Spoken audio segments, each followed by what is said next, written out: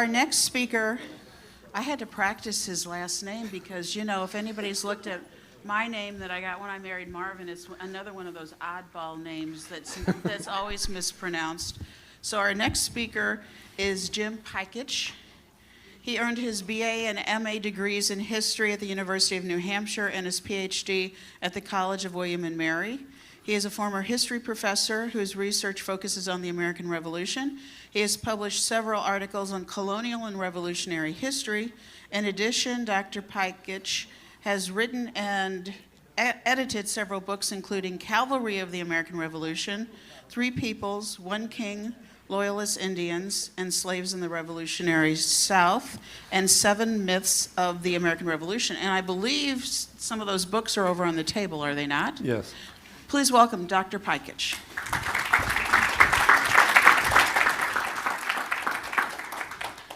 Okay, thanks to all of you for turning out today. Thanks to Steve and everyone else for the excellent job they did putting together this conference, which has been outstanding. Today I'm going to be doing a comparison of cavalry in the Eastern and Western theater. So I'm basically going to be juxtaposing a lot of information from Steve's Cavalry in the Wilderness book, from my own Cavalry in the American Revolution book, as well as some additional information because when you're actively researching, you always find more material. Couple of general points. The function and composition of cavalry was generally the same in both theaters, but there were some important distinctions between the East and West in the employment and the operations of mounted troops. And so I'll be doing some comparisons, general and as well as some actions to illustrate similarities as well as differences.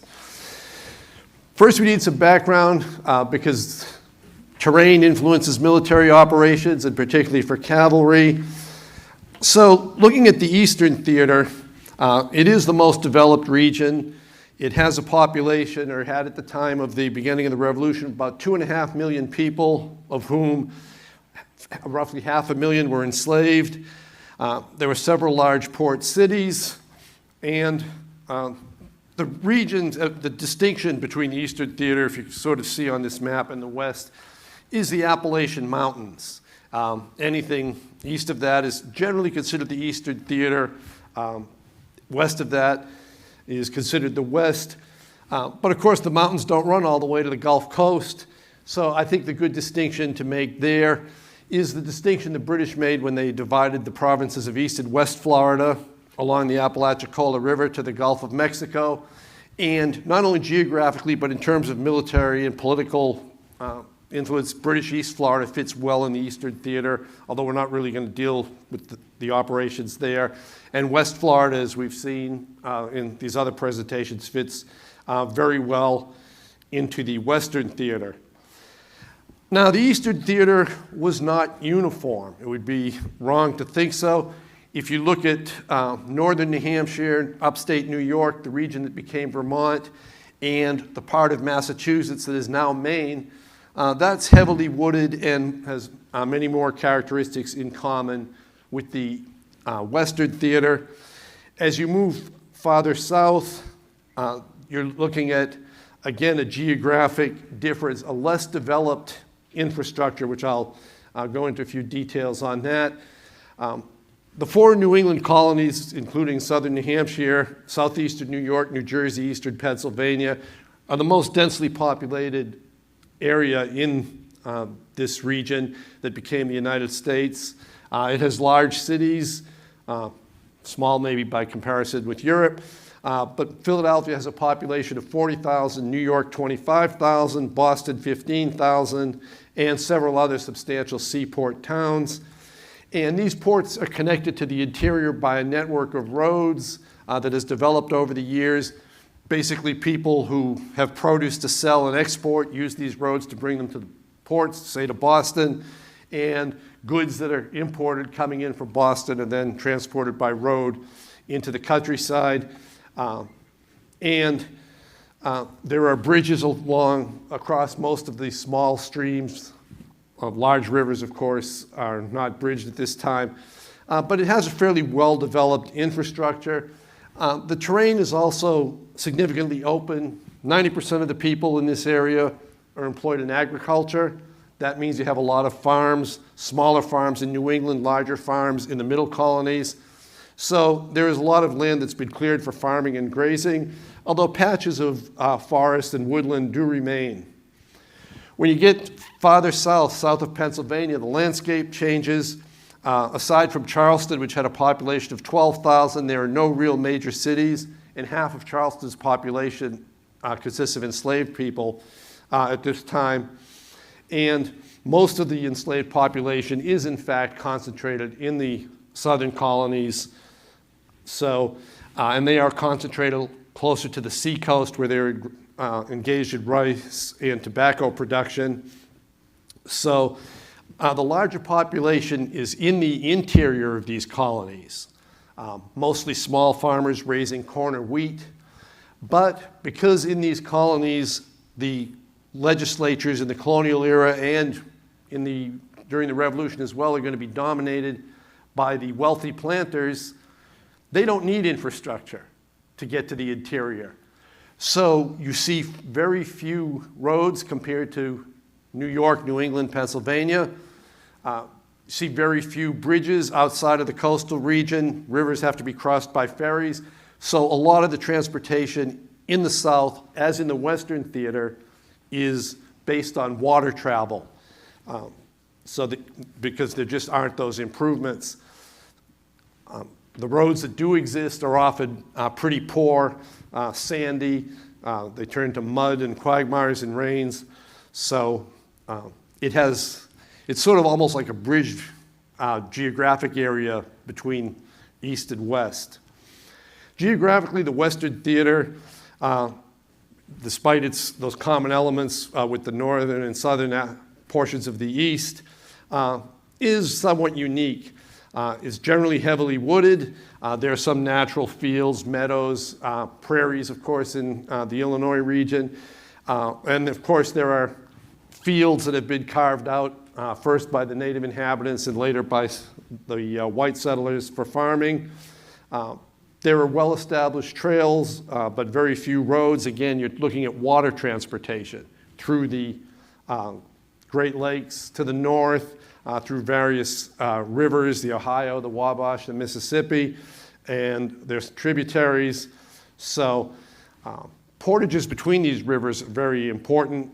For example, there's a portage that linked the Maumee River, which flowed north to the Great Lakes with the Wabash, that connected to the Ohio and Mississippi. So those land routes are important.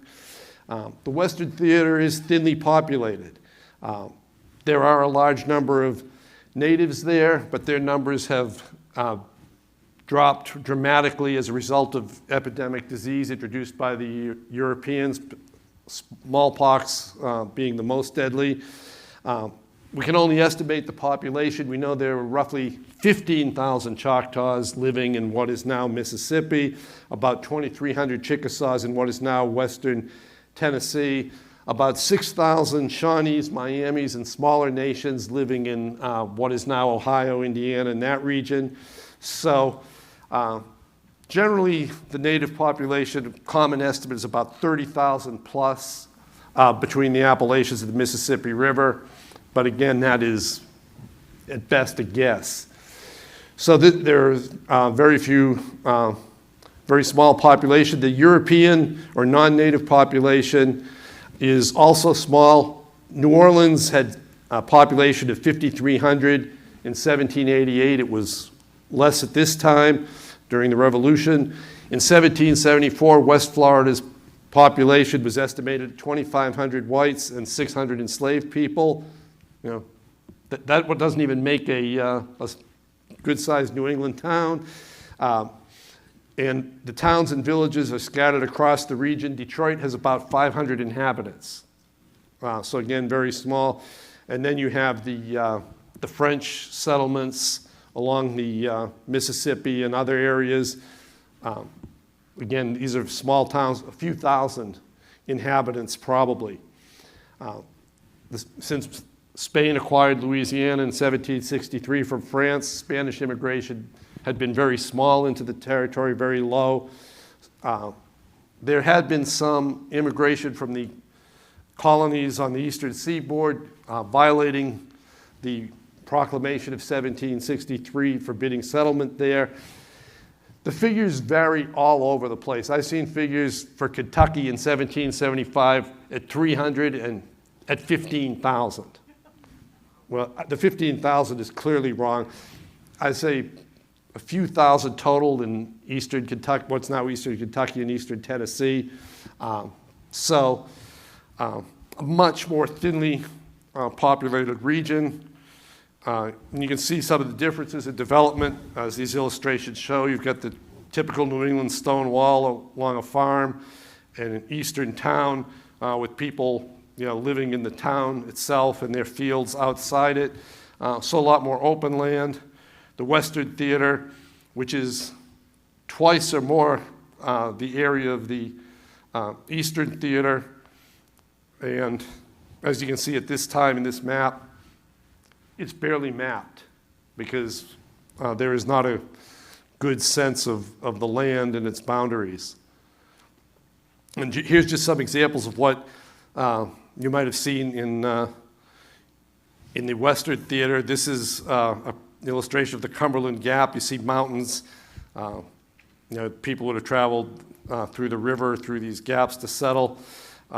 And this is actually a little later than the Revolutionary era. And here's an example of native settlement. This is a Shawnee town that would have been probably in the Ohio region. So what did they learn about cavalry from the French and Indian War? Well, cavalry was used in the French and Indian War, although not to a great extent by either the British and their colonists or the French and theirs. A troop of cavalry, and a troop is the cavalry equivalent of an infantry company, although a lot of times cavalry troops were referred to as infantry companies anyway. People use the infantry designation. Virginia had a troop of mounted militia that participated in Braddock's defeat at the Battle of the Monongahela in 1755, the effort to capture Fort Duquesne. They were in the midst of the action. 23 of the 29 enlisted men were killed.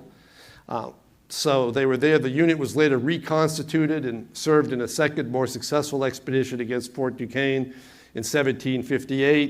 In 1756, Virginia formed another 3 troops of cavalry. Pennsylvania formed cavalry that participated in the second Fort Duquesne expedition, a couple of troops. New Hampshire fielded a troop of cavalry on its northwestern frontier. South Carolina fielded mounted rangers in the Cherokee War of 1759 to 61, which is sort of a war within the larger French and Indian War. So there were a lot of units used by the British in the French and Indian War, but raised locally from the colonial forces.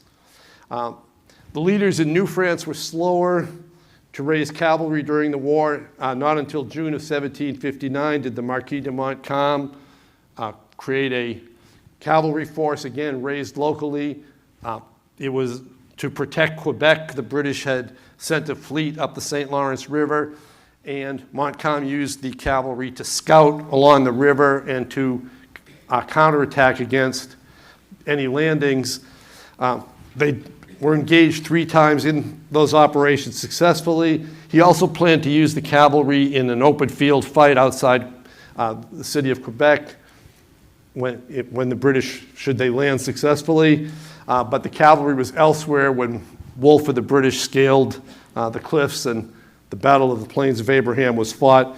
The cavalry did participate in the failed effort to recapture Quebec in 1760. The French also formed cavalry units when Louisiana was under their control to scout the coast from New Orleans roughly to Mobile to look for potential British amphibious landings. Spain didn't enter this war until 1762 as a last-minute effort to try to redeem the fortunes of their traditional ally, France. They were quickly defeated, of course, forced to cede their Florida possession to Britain.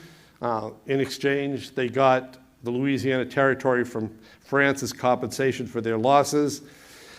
Spain had a long history of using cavalry, not only in Europe, but in North America.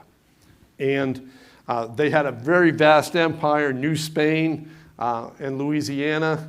We're talking all the way to the Pacific coast and California, Arizona, New Mexico, Texas, all of these areas, and farther north. And it had a relatively small Spanish population. So how do you patrol a wide area like this, guard against native raids, undertake retaliatory expeditions against the natives should they raid your frontier, maintain internal control? The Spaniards immediately recognized the value of cavalry for this. They deemed it essential, and so they began creating militia cavalry units, mostly throughout New Spain. Some were provincial regulars, so they were treated like regular regiments and trained and equipped like them and paid like them rather than militia, these citizen soldiers. Several of these units were designated dragoons, which I'll talk more about later. And let's see what we have here. And some were designated legions. And we'll see this again in the Revolution. A legion is a mixed force of cavalry and light infantry. The idea being that in an engagement against infantry, cavalry might be at a disadvantage depending on the circumstances, but having light infantry with you would offset that disadvantage that they might have. So the Spaniards used these in North America. Every presidio along the frontier in New Spain had its own troop of cavalry. Some were designated light cavalry, some heavy cavalry, and I will get into that distinction later. Now, the lessons of the French and Indian War and Pontiac's rebellion afterward were not lost on some people. Colonel Henry Bouquet of the British Army believed that cavalry was essential in frontier warfare. And we see William Franklin, Benjamin Franklin's son, and he was the royal governor of New Jersey, and he was involved in some of those land speculation schemes that were mentioned yesterday. And he hoped that once these western lands were acquired, that they could be secured with light infantry and light cavalry. He wanted the cavalry officers to be sent from Britain because they would have the proper training that was not available for officers of mounted troops in North America.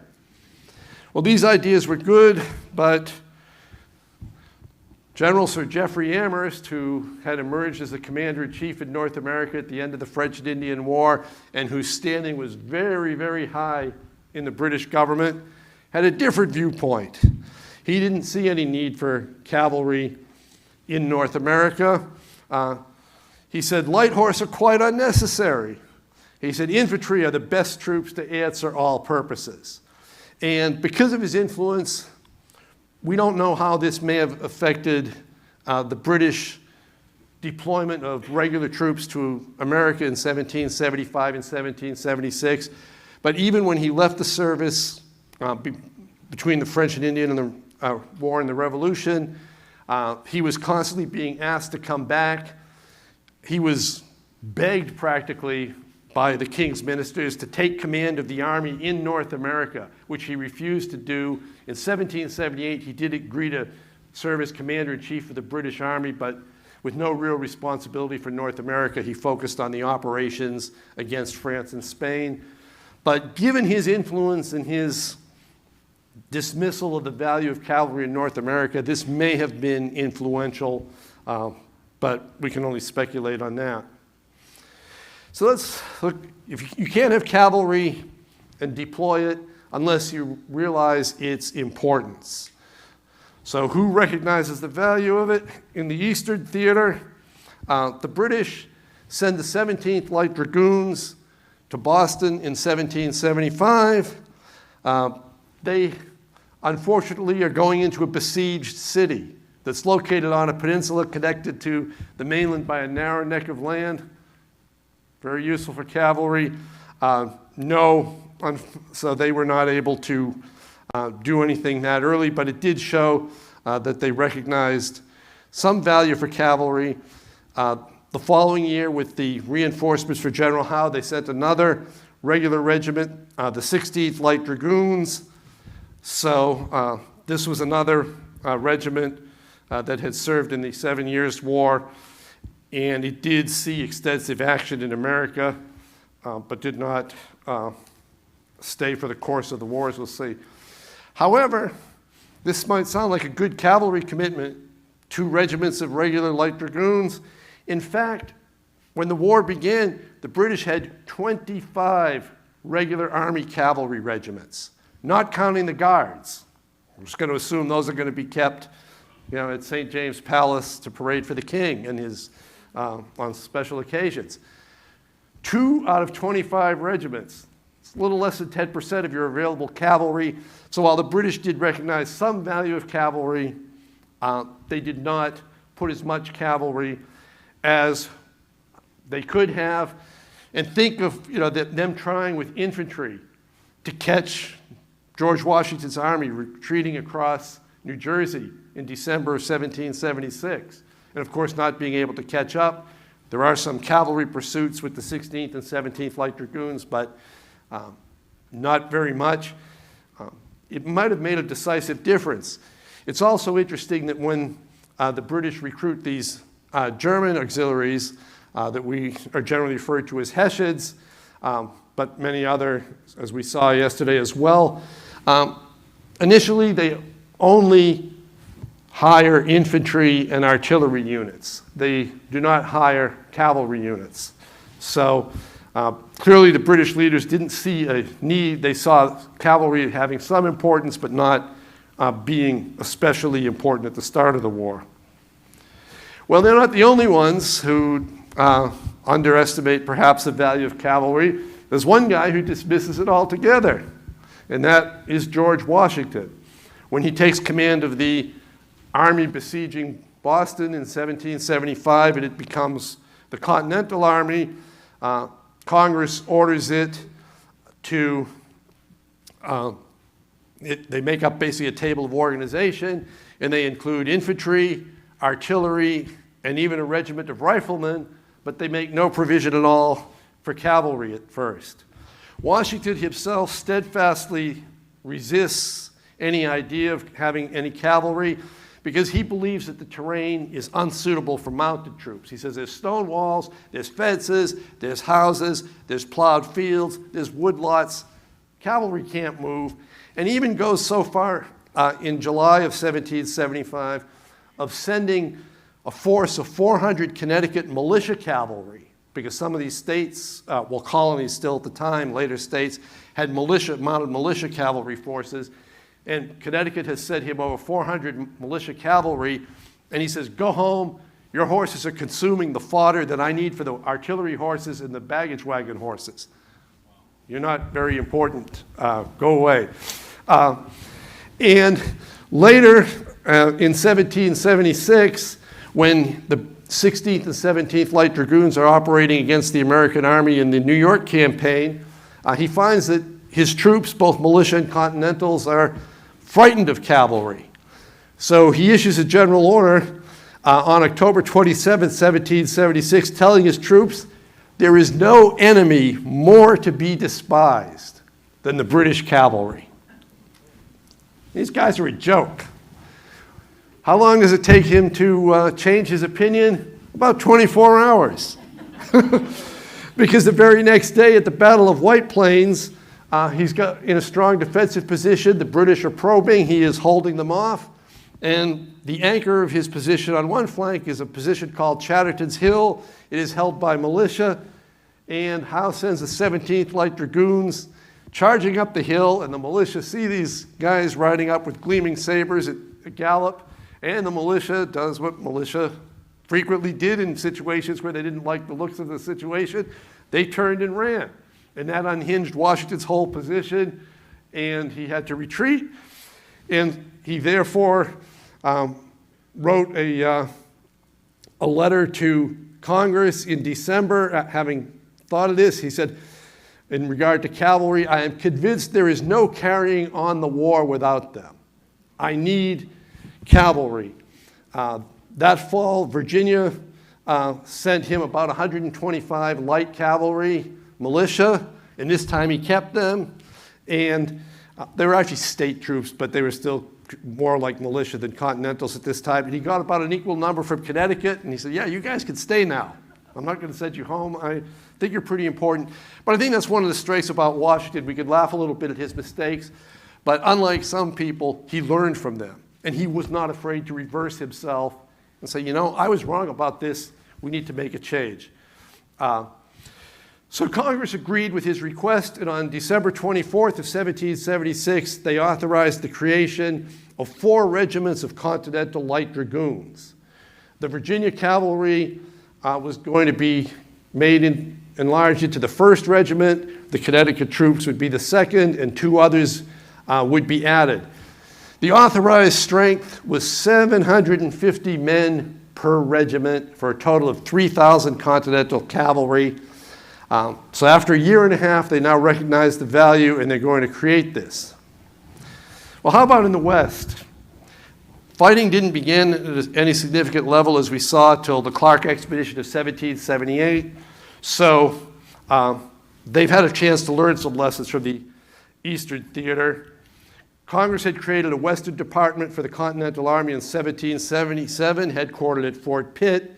And in the spring, a troop of North Carolina militia cavalry showed up, and they were designated Continentals, which probably didn't thrill them because it meant that their enlistment was now 3 years to the duration of the war, and they had probably signed up for 3 months. and they were sent to Fort Pitt. They couldn't spare any other cavalry at the time.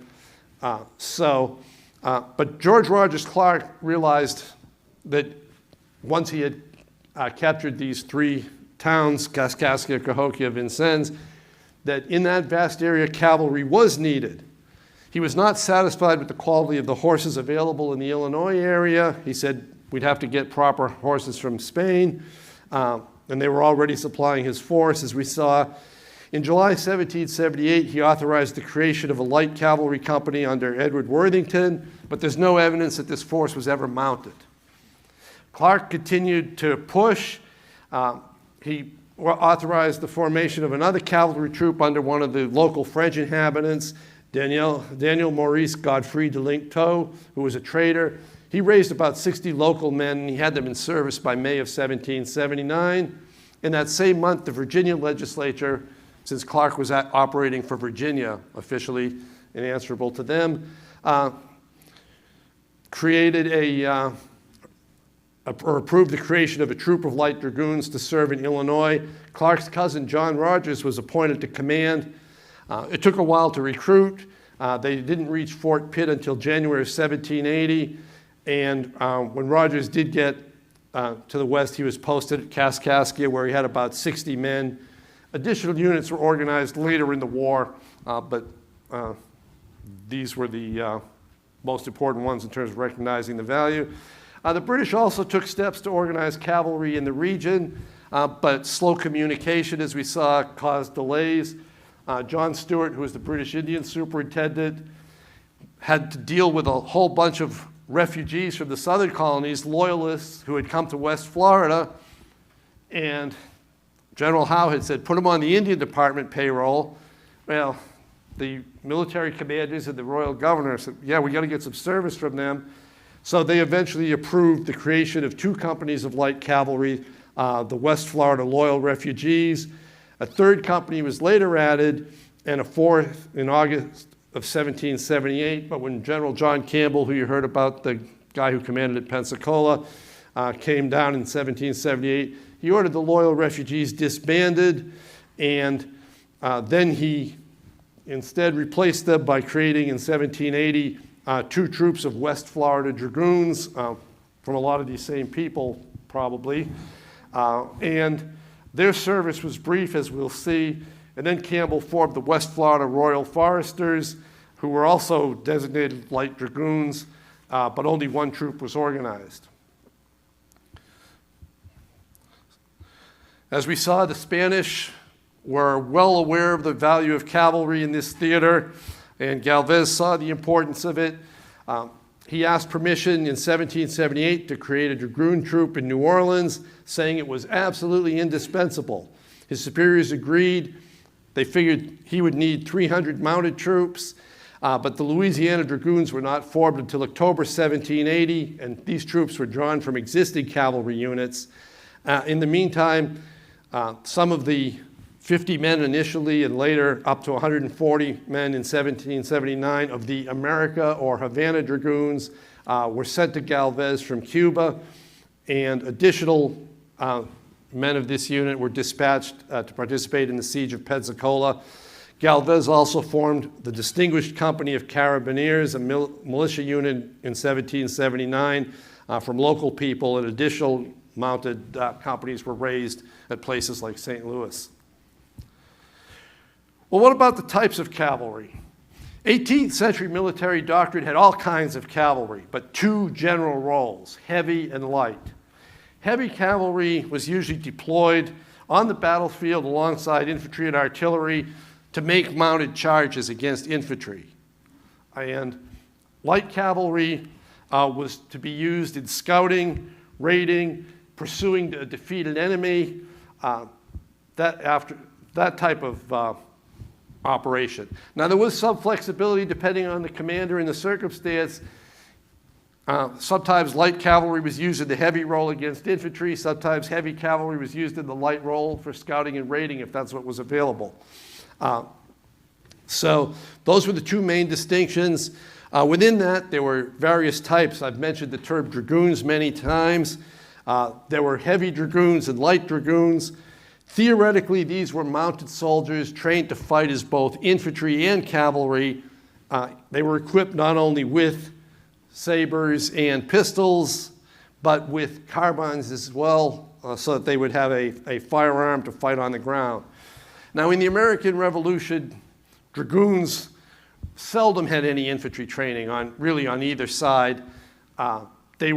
If somebody had infantry training, it's because it was an infantry soldier who volunteered to serve in a cavalry regiment.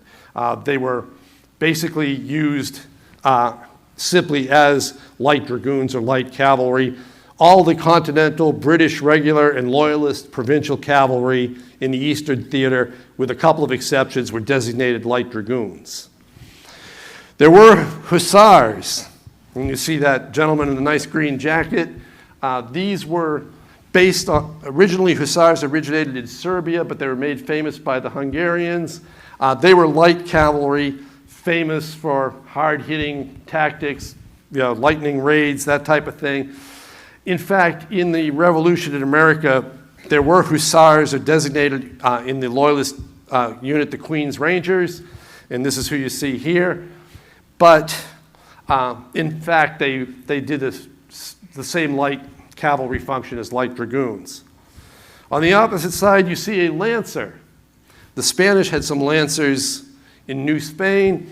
Lancers were famous in Europe, and they were the idea was put into practice with one troop of lancers by Casimir Pulaski, the Polish volunteer. Lancers could be heavy cavalry or light cavalry. The problem is with the lance. The lance is a great weapon if you're very skilled with its use and you're going up against a guy with a saber or the flintlock pistol, which is pretty inaccurate, especially if your opponent is also moving on horseback.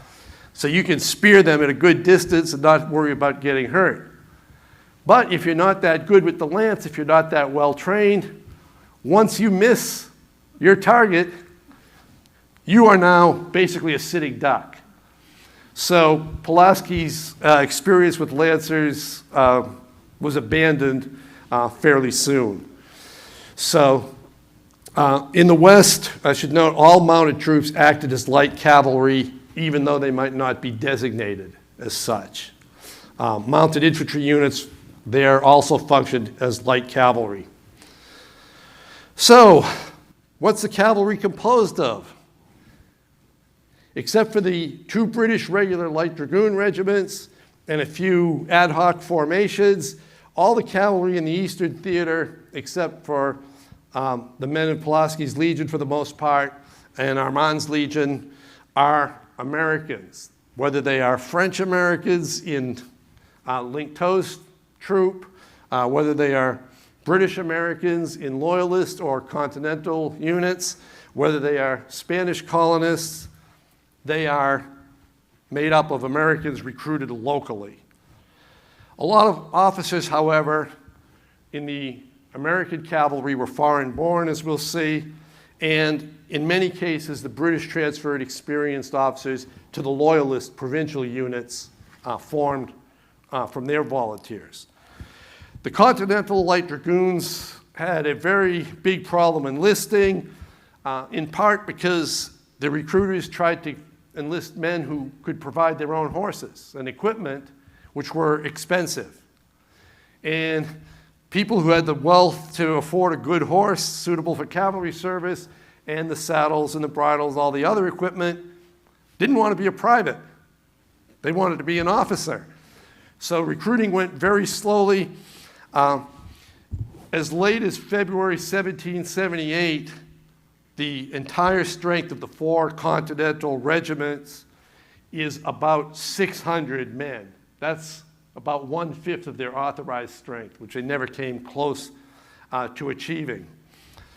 So they did have these 4 regiments with roughly 150 to 200 men each, and this varied at different times depending on actions, casualties, illness, and whatnot. Because there were no really experienced American cavalry officers at first, the Continental Congress at Washington turned to European officers. The mounted officer is Augustin Martin de la Baume. He was a retired French officer who had actually written 2 books, one on cavalry tactics and the other on horsemanship. He was sent over by Franklin and Silas Deane, made a wonderful impression on John Adams and other congressmen. He was appointed Inspector General of Cavalry. He did not stay in service long because the other fellow, Casimir Pulaski, came over, the Polish volunteer.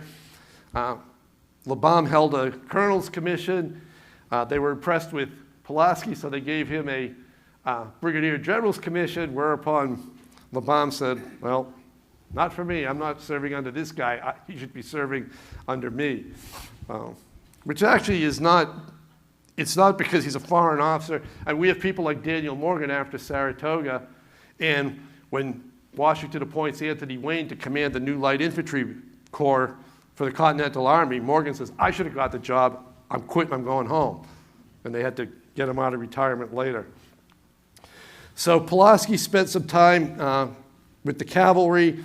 He also created a legion eventually and was put in charge of it, particularly after he sort of fell on his face at Germantown when he engaged the 16th Light Dragoons and was badly defeated.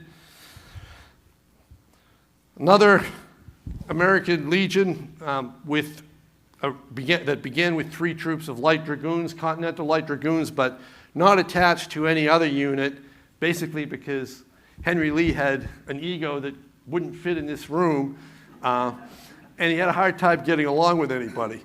So Washington gave him 3 troops of cavalry. These were Virginia raised. He put them in independent command and let him do his thing, which he was very successful at. So they added light infantry, made it a legion.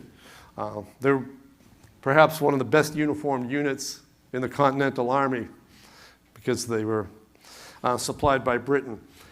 Now, other units that were raised, the British Legion, recruited in the Philadelphia area during the 1777-78 British occupation, starting with 3 troops of light dragoons and sublight infantry. The commander, as you can see, was somebody the Americans did not like, Lieutenant Colonel Bannister Tarleton, but he proved to be a very effective officer. So again, these are local. Well, what about the misuse and failures of cavalry? Let's talk about that a little bit. Lack of cavalry is a problem, as we mentioned, but having cavalry and using it poorly is also a problem. Washington is guilty of this at first when he does have his understrength Continental Light Dragoons. as you'll see at the Battle of Brandywine, he sends the 1st Regiment of Virginians under Colonel Theodoric Bland to scout on his right flank, which is where the compass is on the map here. They are supposed to warn him of a flank attack. Somehow, General Howe sends Lord Cornwallis on a flanking attack with thousands of British troops, and Bland's cavalry apparently never sees them and never gets word to Washington. Washington really gets word when the Highlander regiments have crossed the creek upstream and are forming in his right rear, and he starts hearing bagpipes. He says, I don't think we have any Continental units with bagpipes, do we? So that didn't go too well. Another serious lapse in security. I mean, cavalry are supposed to be excellent for maintaining security around a camp. They could go farther out and ride back faster than infantry can. They could patrol a larger area. Should be wonderful. Well, George Baylor and his 3rd Continental Light Dragoons are surprised on September 28, 1778 at night, sleeping in their camp. According to an American general, Israel Putnam, Baylor has 1 man on sentry duty who is captured before he could give the alarm, and the same Brigadier General Gray who had caught Anthony Wayne by surprise at Paoli a year earlier, called no flint Gray because he attacks with bayonets. He doesn't want the men to put a flint in their muskets and accidentally fire and warn the enemy. They come in. 2/3 of this regiment are killed, wounded, or captured, including its commander. Not very well. John Burgoyne and his wonderful Saratoga campaign. Burgoyne was a cavalry officer. His first commission was in a light dragoon regiment. He organized the 16th Light Dragoons. His reinforcements for his 1777 campaign include a regiment of Brunswick Dragoons, and they can't get horses in Quebec. They had enough horses to draw Burgoyne's wine cellar, his wardrobe, his mistress's wardrobes, but it might have been wise, considering that his advance was eventually reduced to 1 mile a day because the Americans were felling trees and creating obstructions. You know, had he waited, had these troops joined him later once they were mounted, they might have been effective. Instead, he brings them along as infantry, and then he sends them on the foraging expedition that results in the Battle of Bennington. Apparently, they're going on this foraging expedition through the wilderness, still with their cavalry gear, with sabers through the woods, in thigh-high cavalry boots that were said to weigh 12 pounds apiece. I don't know how true that is. But they end up in battle, and they actually fought very well until they were overcome. But having cavalry would have really helped Burgoyne on that expedition. But he didn't. Here's Lord Cornwallis. Bannister Tarleton gets sick with malaria in 1780. And what happens? First, Cornwallis disperses the British Legion cavalry to escort supply trades, to carry messages. And Tarleton's complaining about it, but he can't do anything because he's ill. Then Cornwallis advances into North Carolina and decides to attack Charlotte. There are about 200 American militia in Charlotte, some of them posted in houses and fenced gardens. But a lot of them, as you see this building here, that's the courthouse. It's raised up on these brick pillars. There's a 3.5-foot wall connecting the pillars. It's a farmer's market underneath. It's sheltered. It's basically a fortification. It's a good idea to use cavalry charging fortifications? Absolutely not. Cornwallis orders the British Legion to charge 3 times. 3 times they are repulsed. They lose 40 men killed and wounded. Proper use. They use the light infantry, which eventually cleared the town, to drive the militia back and send your rapidly moving dragoons to the other side of the town, and Cornwallis could have captured the 200 American militia with little loss. But he was not that great. There are a few cavalry failures in the West as well, not using cavalry properly. At the Siege of Pensacola, Galvez used the Distinguished Company of Carabineers basically as his headquarters, messengers, and guard. But that wasn't too serious because he did have other units out there to respond to the attacks on his siege force, which were largely made by Creek and Choctaw allies. The St. Louis Militia Cavalry Company, we just heard about that battle. They were supposed to be scouting for the approach of the largely native force that attacked the settlement. They didn't see them for some reason, so that's why a lot of these people were taken in the fields. They didn't see them and provide warning. And then later, as we saw, they joined the cavalry from the American forces across the river, pursuing the retreating native force. They did a good job with that, even though they got a late start. They put a lot of pressure on them. But then when they reached the Sac and Fox town of Sacanac, they destroyed all of the natives' crops as well as burning the town. Well, it has one advantage. It did lead the Sac and Fox leaders to shift allegiance from Britain to Spain, but because they destroyed all the crops, they, as one of the participants put it, were constrained to eat their own horses. So they effectively dismounted themselves by getting a little too caught up in the destruction. The British occasionally misused cavalry also. The West Florida Dragoons were put in the siege lines to defend Mobile rather than being used to harass the besiegers from outside.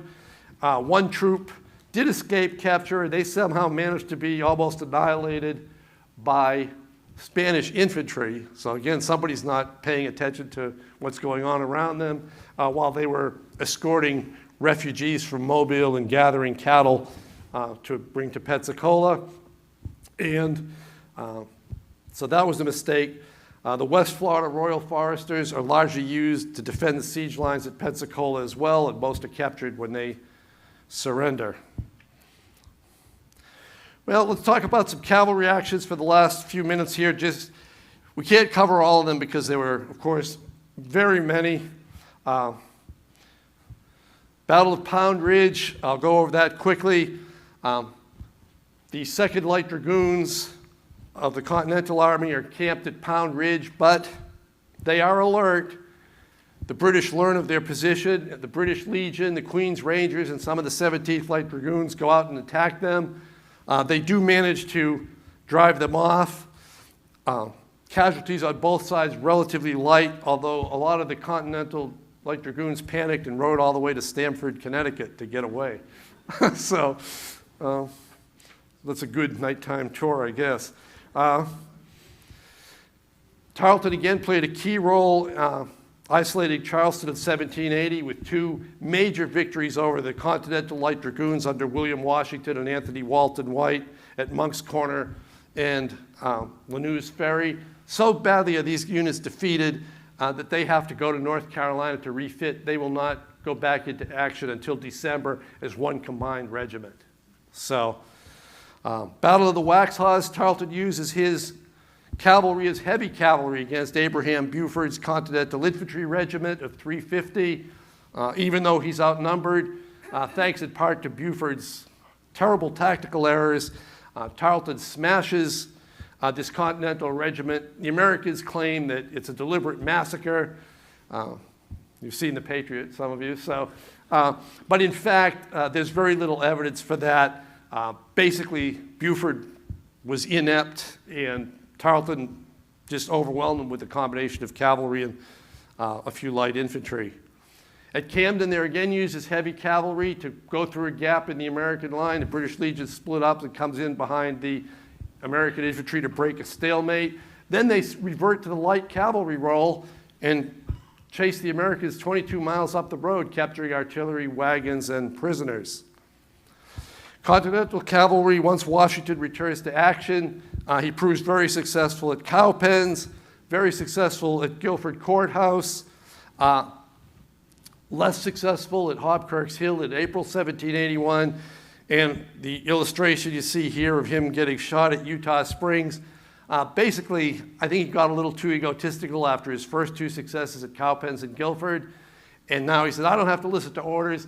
So when Nathaniel Greene says, take your cavalry and these 2 companies of infantry and get the British out of this creek bed with all the vegetation in front, just like a fortress, Washington says, why wait for the light infantry? I've got my dragoons, I've got a large force, we're not sure how large, of mounted militia with me. I'll go through, I'll cut right through, but he can't find an opening in the brush. And the way I like to describe it, you remember those carnival games, where you get the ducks going by and you ping, ping, ping? That's sort of what William Washington does with his men, riding back and forth in front of the British infantry, who are grenadiers and light infantry. They're the British Army's best troops there. And only a handful of his men remain unwounded, Continentals and militia, that night. He is wounded and captured. So I mentioned Galvez using the Carabineers at Pensacola and the American Dragoons, where they could respond quickly. The American Dragoons did, and others to the native attacks and counterattack them, because it was really the Allied natives who did the most to oppose Galvez's siege. And I will end it there and ask if anyone has any questions.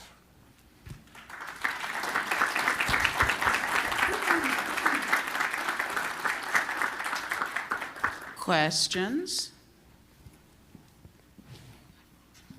So what was the involvement, or how did they handle things like horseshoers and veterinarians and all that kind of thing to keep the cavalry going? Well, they didn't really have veterinarians. I mean, in fact, that was probably better for the horses, because if you look at the quality of the medical staff for the American and British and other armies, oh, we're going to bleed you because you got a gunshot wound.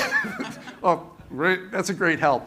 So they didn't really have veterinarian services. They were familiar with some diseases with horses' lameness, but basically if your horse wore out, you got another one.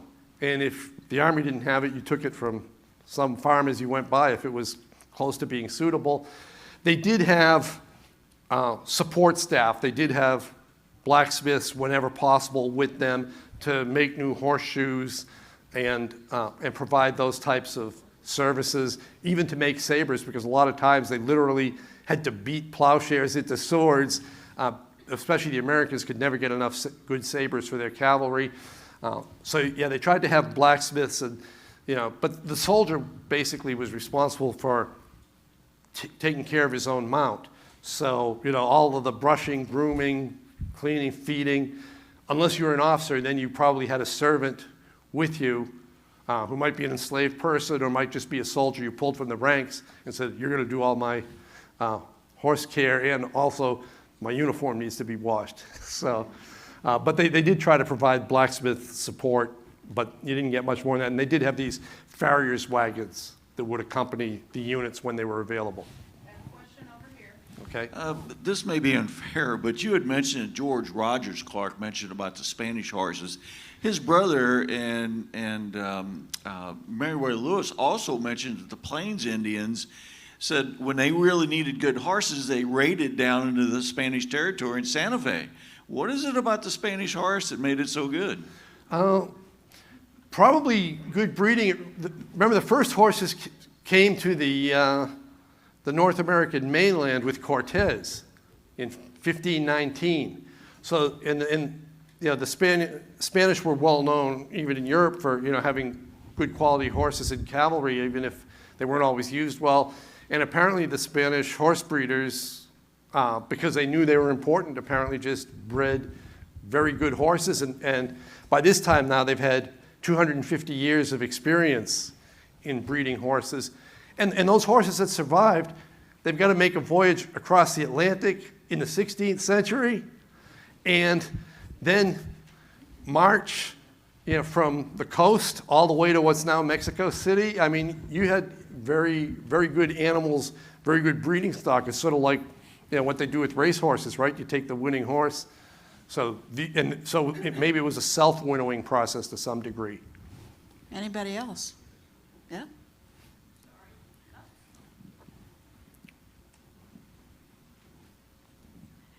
Could you please describe what heavy cavalry were like? What kind of horses and weapons, and how were they used?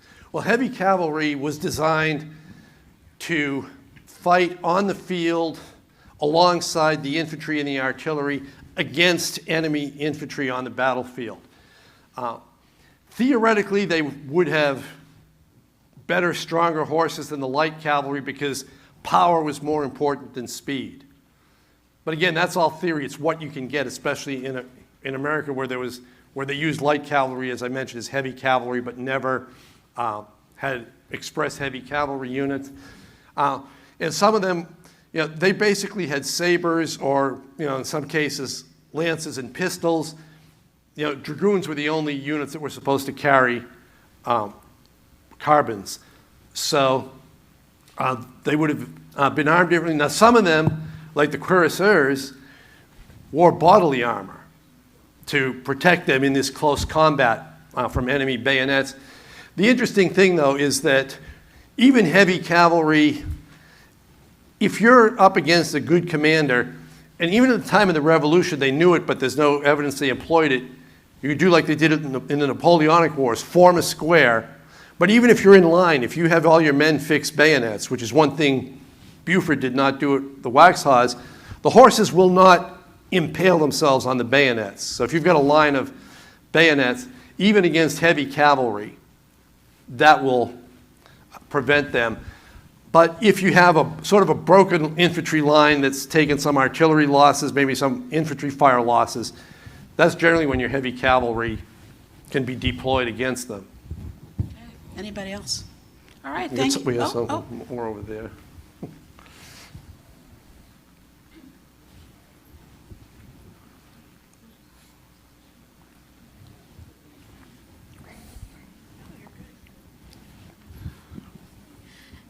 I know lack of training had a lot to do with the initial ineffectiveness of the American Army.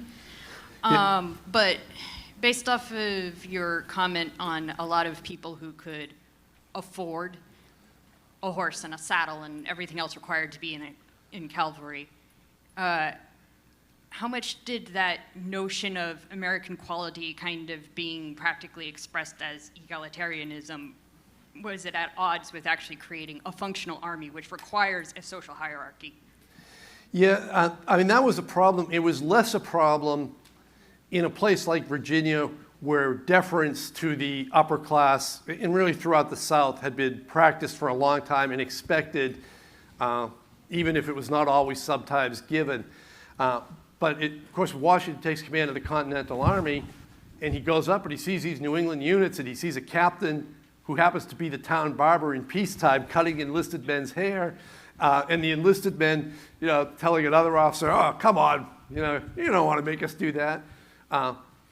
He gets up, so they do try to instill this discipline, but it's always going to be difficult to some extent because of that. And in the cavalry, when you've got people who are from a higher strata, they don't want to be privates, and you've got people, from the lower strata who can't afford it, that becomes a problem. And in some cases, they will supply the horses and equipment to willing recruits to deal with that.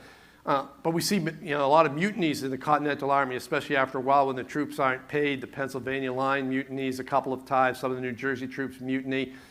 But in general, they actually, considering that egalitarianism, at least in the northern and middle states, where it's more prevalent, they do come to realize that, we've got to follow instructions if we're going to be effective on the battlefield. We can't fight this, like we would if it was an Indian war and do like, the natives do it, everybody take a tree and become his own general. Okay, thank you, Dr. Piecuch.